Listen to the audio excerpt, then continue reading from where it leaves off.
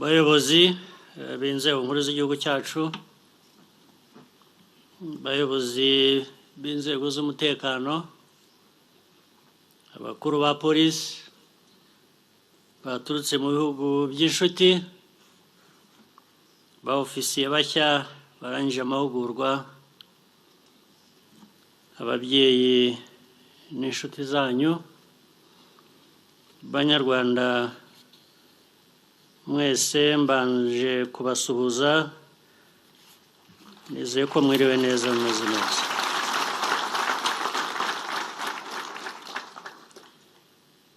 Ndagira ngo ntangire nshimira polisi y'igihugu imyaka 25 imaze ikorera igihugu cyacu akazi keza kandi kendashyigikirwa. Ndashimira polisi yose, abapolisi bose, abuyu munsi nabo mu gihe cyahise, kubw'umurava n'ubwitange bwatumye Abanyarwanda babaho kandi bagakora akazi kabo batekanye mu cyubahiro n'agaciro bibakwiriye.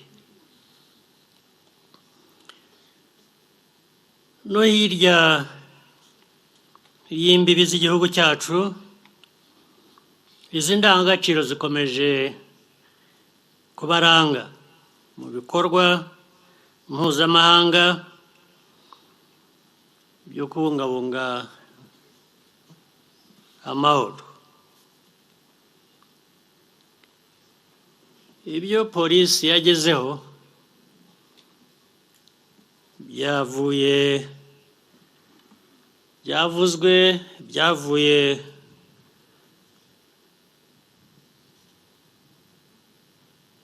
ku gufatanya n'abafatanyabikorwa batandukanye barimo izindi nzego z'umutekano, ariko cyane cyane bikaba byaragizwemo uruhare rukomeye n'Abanyarwanda ubwabo. Uyu muco mwiza wo gukorera hamwe n'imbaraga twifitemo tugomba kurinda kandi tugakomeza kuzubaka.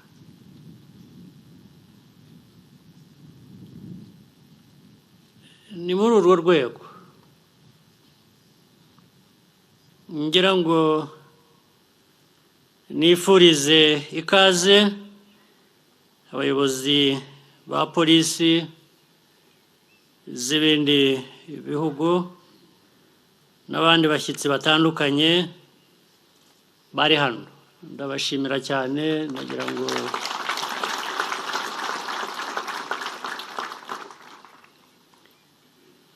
twese dusangiye ubushake bwo gukomeza gukorera hamwe mu kurinda umutekano wacu n'iterambere riduhuza. Imiterere y'umutekano ikomeje guhinduka nk'uko byavuzwe n'umuyobozi wa polisi y'igihugu, kandi ibyaha biragenda birushaho gukorwa mu buryo bugoye, gukurikirana, buhindagurika kandi bwambukiranya imipaka. Niyo mpamvu imikorere ya polisi y'igihugu nayo igomba kujyana n'igihe. Ngira ngo ibyo nabyo umwanya washize abapolisi babitweretse, turabishima. iyo mikorere ikumira ibyaha bitaraba isubiza ibibazo bihari kandi ireba kure. Uwo rero ni umuco wa polisi yacu twifuza gukomeza kubaka ubushobozi mu kongera ubumenyi, ubunyamwuga n'ibikoresho bijyanye n'igihe bigomba kuba ku isonga niba dushaka gukumira no guhangana n'ibibazo bishya bigenda bigaragara.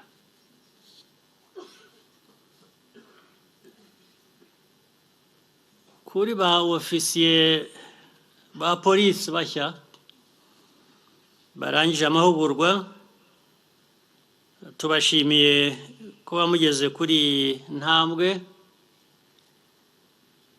Ibyo mwize byanyuze mu mahugurwa, ubwo muzabigaragariza mu bikorwa. Amahugurwa murangije ntabwo yabateguraga mu buryo bw'umwuga gusa, ahubwo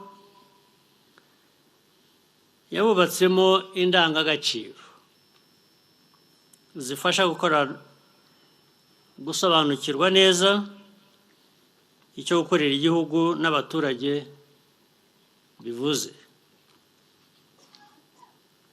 Tubatezeho kwanga ruswa, gushishoza mu gufata ibyemezo no kuzuza inshingano zanyu uko bikwiye. Ndagira ngo kandi nshimire imiryango yanyu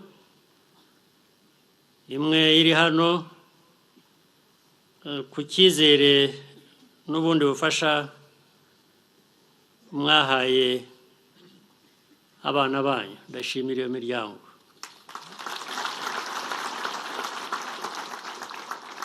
Kandi ntibirangirira aha ngaha, ubwo muzakomeza mubafashe n'igihe bari ku kazi.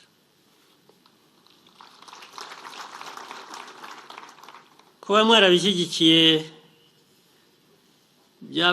byabongereye imbaraga, bibakomeza umutima, kandi byagize uruhare rufatika mu byo bagezeho byagaragaye uyu munsi.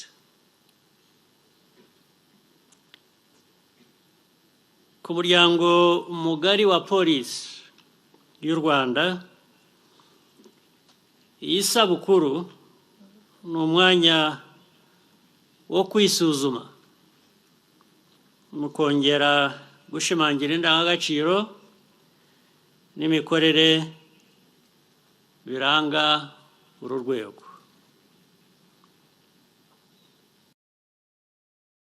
Kuba abanyamwuga ndetse no kwicisha bugufi ntacyo byabatwara mu kazi,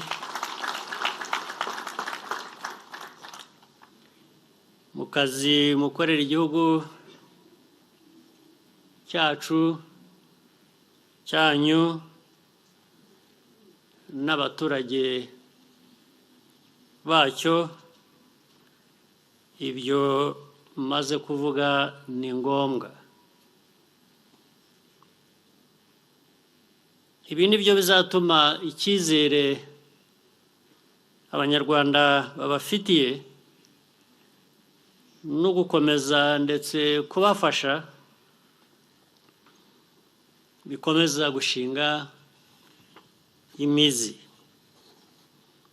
Ndagira nongere nshimire polisi y'igihugu kuri iyi sabukuru, kandi nifuriza akazi keza ba ofisiye bari imbere yacu hano bashya barangije amasomo uyu munsi ndetse usibye wenda ko mushobora kugira ikiruhuko, ndibwira ko akazi ko katangiye uyu munsi.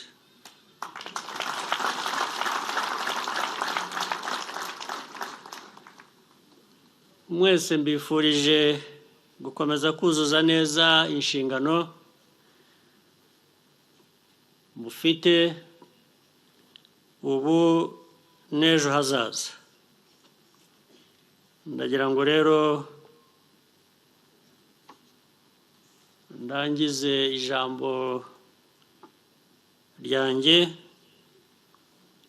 nifuriza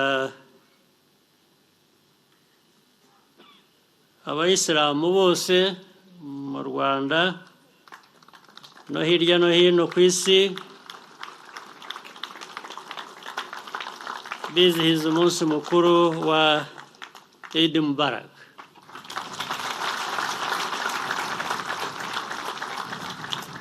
Mwese mugire umunsi mwiza, ibihe byiza biri imbere, kandi duhorane amahoro. Murakoze cyane.